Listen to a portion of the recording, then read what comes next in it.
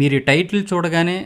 కొంతమందికి కోపం రావచ్చు, కొంతమందికి ఆత్రం రావచ్చు. మొత్తం ఈ వీడియో చూసిన తర్వాత దీనిపైన మీ అభిప్రాయాన్ని తెలియచేయండి. తిట్టాలనుకుంటే తిట్టండి, పొగడాలనుకుంటే పొగడండి, నిజాలు మాట్లాడాననుకుంటే నిజం మాట్లాడావని చెప్పండి. కానీ ఈ దేశానికి కాంగ్రెస్ చేసిన త్యాగాలు, కాంగ్రెస్ చేసిన మంచి పనులు, కాంగ్రెస్ చేసినటువంటి గొప్ప ధార్మిక సేవా కార్యక్రమాలు, ఈరోజు ఈ దేశం ఇలా ఉండడానికి కారణం కాంగ్రెసే. చాలామంది కాంగ్రెస్ని ఎందుకు తిడుతున్నారో నాకు అర్థం కావడం లేదు. చాలామంది కూడా కాంగ్రెస్ పైనటువంటి విమర్శలు చేస్తున్నారు. కానీ కాంగ్రెస్ ఈ దేశానికి చేసినటువంటి సేవలు ఏంటో చెబుతాను,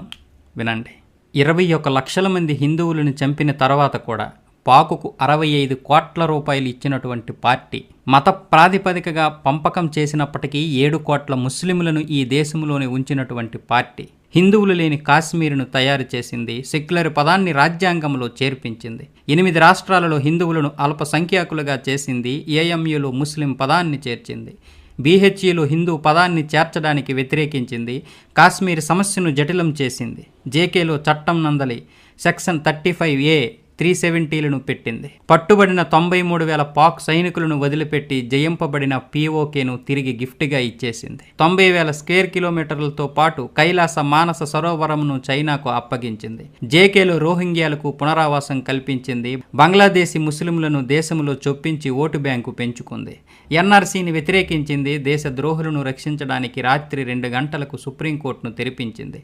2,700 సిక్కులను హత్యాకాండ చేసింది, దూరదర్శన్లో సత్యం శివం సుందరం లోగో తొలగించింది, కేంద్రీయ నవోదయ విద్యాలయ లోగో నుండి అసతోమా సద్గమయ శ్లోకాన్ని తొలగించింది, వందే మాతరంను రాష్ట్రగానంగా దేశీయ గీతంగా పాడకుండా నిరోధించింది, 26/11 దాడి వెనుక హిందువుల పాత్ర ఉందని చెప్పగలిగింది, నా న్యాయవాదులే దేశానికి కీడి చేసే గ్యాంగులను మరియు నక్సలైట్ కేసులను వాదించేలా చేసింది, దేశంలో ఎమర్జెన్సీ పెట్టి ప్రజాస్వామ్య గొంతును నొక్కించింది, భారత మాతాకి జై అంటే వందే మాతరం మొదలగు నినాదాలు ఏ రైలులో లేకుండా చేసింది, 1966లో గోరక్షణ కొరకు ఉద్యమించి గోభక్తులైన 100 మంది సాధువులను తుపాకీ గోళీలతో హత్య చేయించింది, హజ్ యాత్రకు సబ్సిడీ ఇచ్చి అమర్నాథ్ యాత్రకు ట్యాక్స్ వేసింది,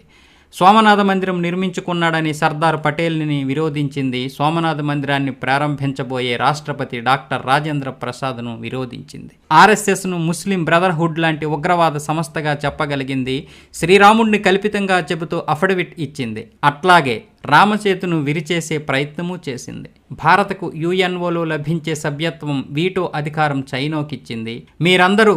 సెక్యులర్ హిందువులు అయిపోండి అంతే, హిందుస్థానును హిందూ ముక్తుస్థానుగా మార్చేసింది, ఆరోపణలన్నీ RSSపై పడేసింది. అర్థమవుతుంది.